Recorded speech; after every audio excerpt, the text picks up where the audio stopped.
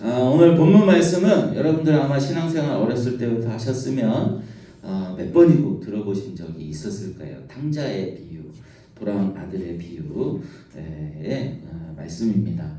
그래서 오늘 은혜라는 부분을 한번 나눠보도록 하겠습니다. 우리 다 같이 중심 구절 한번 읽고 말씀을 한번 볼까요? 준비 시작.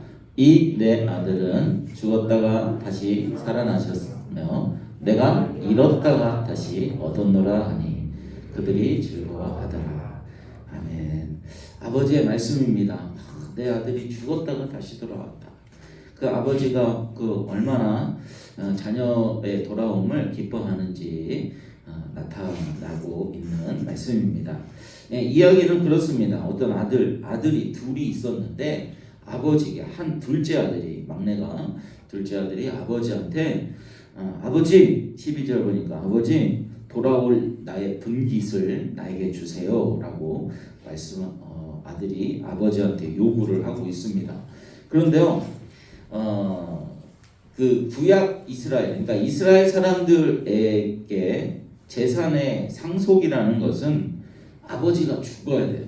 당사자가 죽어야 돼요. 죽어야지 재산 상속이 되는 거지, 죽지 않았는데 재산 상속이 있을 수가 없는 거예요. 그것은 아버지 나에게 줄 분깃을 지금 주세요, 살아있을 때 주세요라는 것은 아버지 빨리 죽으세요라는 그런 저주의 말입니다. 근데 구약의 규례, 율법을 보면은 만일 누구든지 자기의 아버지나 어머니를 저주하는 자는 반드시 죽일지니 그가 자기의 아버지나 어머니를 저주하였을지 그의 피가 자기에게로 돌아가리라. 그러니까 아마 그때 당시는 이렇게 동네 지금도 뭐 시골 동네 보면 동네 살잖아요.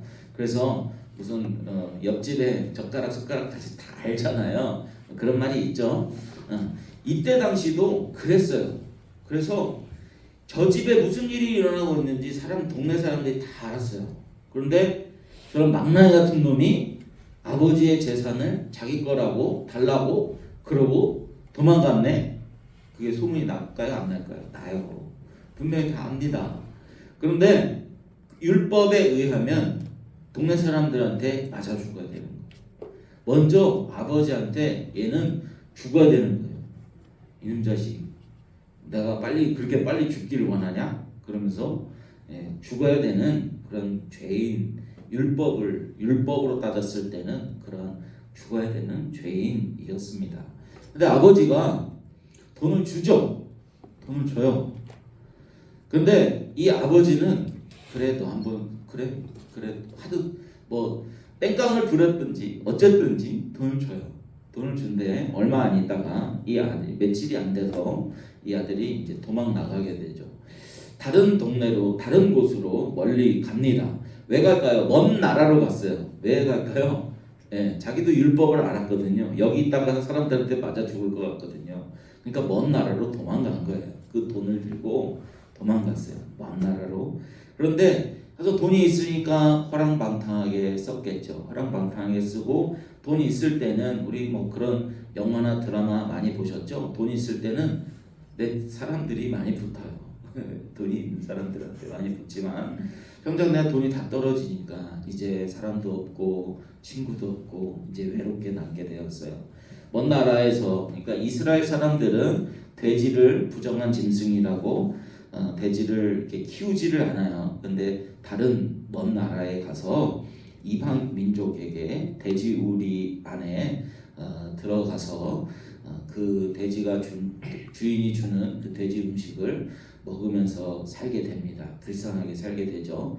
뭐 돼지 뭐 똥을 치우든지 뭐 헛간을 정리한다든지 그런 허드렛 일을 아마 했을 거예요. 그런데 이 둘째 아들도 이스라엘 사람이잖아요. 돼지는 부정한 짐승이라는 것을 알았어요. 그래서 죽기보다 가기 싫은 곳이 그러한 곳이었지만 본인이 살아남기 위해서는 어쩔 수 없이 가게 되었습니다. 거기서 돼지에게 주는 음식을 먹으면서 살아보니 내 아버지 집에는 정말 먹을 것도 많았고 종들도 참 일만 열심히 하면 풍족한 것을 누리면서 살아가는데 나는 이게 뭐냐라고 아버지의 그 은혜를 그리워하게 됩니다. 그래서 이제 급기야는 그래 아버지의 그 밑에 있던 종만큼이라도 내가 대우를 받고 산다면 너무너무 행복할 것 같다라고 생각해서 아버지 집으로 다시 돌아오게 됩니다. 그래서 아버지 집으로 돌아오게 되는데 아버지가 그를 받아주는 장면이 오늘 본문 말씀의 중심 구절이죠. 야, 내 아들이 돌아왔구나. 내 아들은 죽었다가 살아났어. 다 같이 잔치하자. 송아지 갖고 와. 살찐 송아지 갖고 와. 그래서 잔치가 열리는 장면이 바로 오늘 이야기의 장면들입니다. 아버지께서 사랑하는 내 아들 성격을 몰랐을까요? 잘 알겠죠. 얘가 돈을 주면 반드시 뭐 주식 투자를 하거나 뭐 어디 좋은 사업을 하거나 아니면 잘 아끼거나 그렇게 얘가 그렇게 경제관념이 있는 애가 아니에요. 원래 자랐을 때부터 알아요. 아버지는 내가 분명히 돈을 주면 얘는 분명히 가서 허랑방탕하게 쓰고 아주 딸딸 그지가 될 걸 줄 뻔히 알고 있어요. 아버지는 키워봤으니까 압니다. 그럼에도 주는 이유가 무엇이 있을까요? 왜 주었을까요? 아버지가 왜 줬을까요? 응? 아들이니까 사랑해서 그래요. 아들이니까 줬겠죠. 근데 목적이 있어요. 그냥 아들이라고 무조건 다 주진 않잖아요. 우리 여러분들이 엄마 아빠한테 뭐 돈 좀 달라고 하는데 이유도 안 묻고 그냥 막 주는 부모 없잖아. 뭐 했다 쓰려고 그래? 타당하면 주잖아요. 그죠? 아버지는 이 아들이 분명히 나가서 아주 알그지가 될 줄 뻔히 알았어요. 그럼에도 준 이유는 경험해보라는 거죠. 아버지의 품을 떠나 살아가는 것이 얼마나 힘든 것인지 경험해보라는 것입니다. 하나님께서 우리에게 선악과를 만들어 주셨잖아요. 따먹을 줄 뻔히 알았어요. 하나님 몰랐다면 하나님 아니죠. 전지전능한 하나님 아니잖아요. 하나님 우리 인간이 그거 따먹을 줄 뻔히 알았던 하나님이신데 왜 선악과를 주시고 동산 가운데에 정중앙에 보암직도 하고 먹음직도 한 그 아름다운 그 선악과를 주었을까요? 우리에게 먹어보라는 얘기예요. 먹고 죄가 무엇인지 깨달으라는 거예요. 선악과 따먹었더니 하나님이 주신 이 온 세상 다 먹고 누리고 다스리라고 주었는데 그거 하나 먹지 말라고 한 것을 그걸 따먹었더니 부끄럽네. 이렇게 사는 건 부끄러운 거야. 내가 옷을 입어, 내가 일을 해서 먹어. 여러분들 다 비교의 대상들이죠. 남들보다 더 잘 살려고 노력하면서 살아가잖아요. 힘들죠? 나는 고등학교 생활이 너무 행복해요. 손 한번 들어보실까요? 태민이? 네, 축하합니다. 살아가는 게 너무 힘들어요. 가끔 힘들 때도 있죠. 내 인생에 이런 일이 있을까? 내 환경은 왜 이럴까? 경험해보라는 거예요. 아버지의 품을 떠난 그 선악과 먹은 인생이 죄를 지은 우리의 내 인생들이 얼마나 고통스러운 건지 경험해보라는 거예요. 그래서 로마서에서 그런 말씀이 있습니다. 죄가 더한 곳에 은혜가 더한다. 죄가 있는 곳에 은혜가 더한다라는 거예요. 죄를 경험했기 때문에 아버지의 그 은혜를 깨달을 수가 있는 거예요. 그 은혜를 깨달지 못한 그 형은 어떻게 살았을까요? 동생이 돌아와서 아버지가 잔치를 베풀어라. 그래서 아버지에게 그 아들에게 제일 좋은 옷을 입히고 자기가 끼던 손가락에 반지도 끼우고 새 신발도 신기고 아주 그냥 첫째 아들 같은 대접을 해줬어요. 아버지가. 그러면 첫째 아들은 뿔따구가 날까요 안 날까요? 났어요. 그래서 나는 아버지의 밑에서 열심히 일하고 정말 아버지가 말하는 것 충성을 다해서 일했는데 나에게는 어떻게 양 한 마리 안 잡아주면서 어떻게 저렇게 화랑방탕하게 아버지 재산을 탕진한 놈을 어떻게 그렇게 극진한 대접을 해줄 수 있습니까? 라고 이야기를 했어요. 그랬더니 29절 보니까 아버지께서 대답하여 이르되 내가 여러 해 아버지를 섬겨 명을 어김이 없거늘 내게는 염소 새끼라도 주어 나와 내 벗으로 즐기게 하신 일이 없더니 하고 이렇게 막 따졌더니 아버지가 얘기한 거죠. 31절 볼게요. 한번 보세요. 다 같이 한번 읽어볼까요? 31절 시작. 아버지가 이르되 예 너는 항상 나와 함께 있으니 내 것이 다 내 것이로되.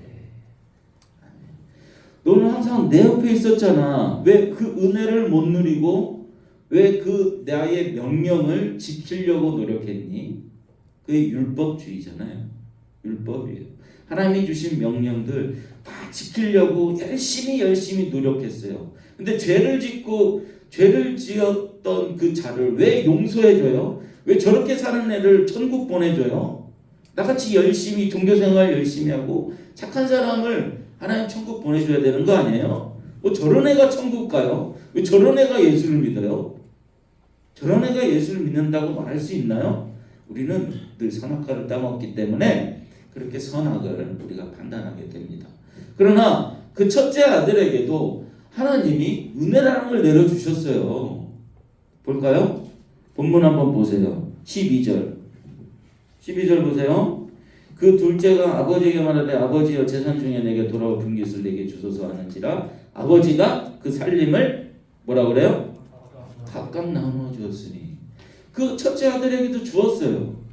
아버지의 분깃을 그 아들에게도 줬어요. 각각 나눠줬어요. 근데 그 아들은 그 은혜를 못 누리고 그저 그냥 아버지가 시키는 일, 그래서 아버지한테 이쁨 받아서 이 집에서 또 쫓겨나지 않으려는 그 마음으로 열심히 아버지 말씀을 지켰던 거예요. 그게 은혜와 율법의 차이인 거예요. 똑같이 아버지의 아들로 살았지만 하나는 죄를 짓고 허랑방탕하게 살았지만 그래도 아버지의 아들로 하나님 아버지가 우리를 받아주시는 것입니다. 그게 바로 회개라는 거예요. 우리 작년에 한번 배웠지만 자 한번 보세요. 15장 한번 볼게요. 15장 비유의 말씀을 통해서 회개가 무엇인지 오늘 다시 한번 정리하도록 하겠습니다. 15장 1절 위에 소제목으로 뭐가 써 있습니까? 다 같이 한번 읽어볼까요? 시작. 잃은 양을 찾은 목자의 비유. 100마리가 있었는데 한 마리를 잃어버렸어요. 그 목자가 그 한 마리를 찾아서 열심히 온갖 험한 산골짜기를 돌아다니며 찾았어요. 7절 한번 볼게요. 7절 중방절에 보면 회개하면 하늘에서는 회개할 것이 없는 의인 99으로 말미암아 기뻐하는 것보다 더하리라. 회개로 연결시키고 있어요. 주인이 나가서 양을 찾는 그 일을 회개라고 하는 거예요. 또 그 밑에 8절 위에 소제목으로 뭐가 있을까요? 시작 읽어볼게요. 잃은 드라크마를 찾은 여인의 비유. 드라크마라는 한 세트에 어떤 귀중한 소중한 물건이 있었어요. 그 중에 하나가 빠져 도망갔는데 주인이 그걸 열심히 온 집을 다 뒤져서 찾았어요. 그걸 회개라고 합니다. 10절 보세요. 10절 하반절 보니까 회개하면 하나님의 사자들 앞에 기쁨이 되느니라. 회개라는 것은 주인이 자기 소유를 찾는 거라는 거예요. 아버지가 돌아온 건 아들이지만 아버지가 돈을 줘서 너 죄를 경험해봐. 그런데 그 아버지의 사랑이 경험했니? 나의 품에 있을 때가 좋았지. 돌아와 하는 그 아버지의 마음이 아들에게 전달이 되어서 아들이 돌아오게 되는 것입니다. 그걸 바로 회개라고 하는 거예요. 우리가 하나님 아버지로 죄 안 짓고 돌아가는 게 회개가 아니라 죄만 짓고 살아가는 우리들을 아버지가 은혜가 무엇인지 깨닫게 해주시는 게 회개라는 것입니다. 그래서 그 아들이 율법으로는 죽어야 되지만 그래서 동네 돌아올 때 아버지는 알고 있었어요. 그래서 나가서 맞이하고 있었잖아요. 아버지가 동네 어귀에서 이 아들이 언제 오냐 하고 아들을 기다리고 있었단 말입니다. 왜요? 돌아오면은 돌에 맞아 죽을까 봐. 저런 나쁜 놈, 저런 아주 그냥 저런 아버지를 그냥 저런 나쁜 놈, 아버지의 재산을 훔쳐가 저런 나쁜 놈. 그러면서 동네 사람들이 비난을 하고 돌을 던져 아마 맞아 죽을지도 몰라요. 그러나 그 아버지도 율법을 어긴 거죠. 율법을 어긴 거예요. 하나님이 율법을 지키라고 우리에게 주셨잖아요. 그런데 지키지 못하는 그 자들에게 율법을 어기고 예수님을 우리에게 보내주셨잖아요. 내가 죽겠다라는 거죠. 율법을 어긴 자들은 다 돌에 맞아 죽어야 돼요. 그러니까 아버지도 목숨 걸고 그 아들을 맞아주시는 거예요. 그러니까 예수 그리스도께서 삼위일체 하나님이시잖아요. 아버지께서 우리를 위해서 목숨 걸고 대신 죽어주시는 거예요. 회개라는 것은 바로 그런 것입니다. 그 은혜를 깨닫는 자들이 아버지의 명령 속에서 은혜를 누리면서 아버지가 명령하시는 것들을 지킬 수가 있는 것입니다. 그저 쫓겨나지 않으려고, 그저 지옥 가지 않으려고 열심히 그 아버지의 명령을 지켰던 큰아들은 바로 그 은혜를 못 누리고 그 율법의 무게에 늘 억눌려서 살았던 것이죠. 그 아버지의 그 은혜. 여러분들도 그 은혜 누리시면서 살아가는 주의 백성들 되시길 축복합니다. 그래서 복음은 죄에 대한 자유함을 주잖아요. 그래서 죄를 막 짓고 살아가도 구원 받는다는 얘기가 아니에요. 그 은혜 안에서 하나님의 말씀하신 것들을 잘 지키면서 살아가는 거예요. 그게 바로 은혜의 삶이고 복음입니다. 그래서 그 은혜의 삶 누리며 살아가는 주의 자녀들, 우리 고등부 또 선생님들 되시길 축복합니다. 기도하겠습니다. 사랑과 은혜가 풍성하신 하나님 감사합니다. 늘 죄만 짓고 살아가는 그런 죄인들입니다. 이 세상이 정말 돼지우리인 줄 모르고 살아가는 죄인들입니다. 그럼에도 불구하고 하나님 우리를 불러주시고 극진히 종만도 못한 저희들을 하나님의 아들로 삼아주시니 너무나도 감사를 드립니다. 이제는 율법이 아닌 하나님의 명령이 아닌 은혜의 삶을 누리며 살아가는 주의 백성들 될 수 있도록 또 한번 우리의 마음과 생각을 지켜주시고 이제 아버지의 품 안에서 행하는 모든 것들이 좋은 거구나, 참 그것을 누리며 살아가는 게 행복한 거구나를 깨닫고 이제 우리 고등부 친구들 앞으로의 삶을 살아가면서 참 주님 말씀하신 것들 차곡차곡 지켜가며 살아가는 귀한 하나님의 자녀 될 수 있도록 인도하여 주시옵소서.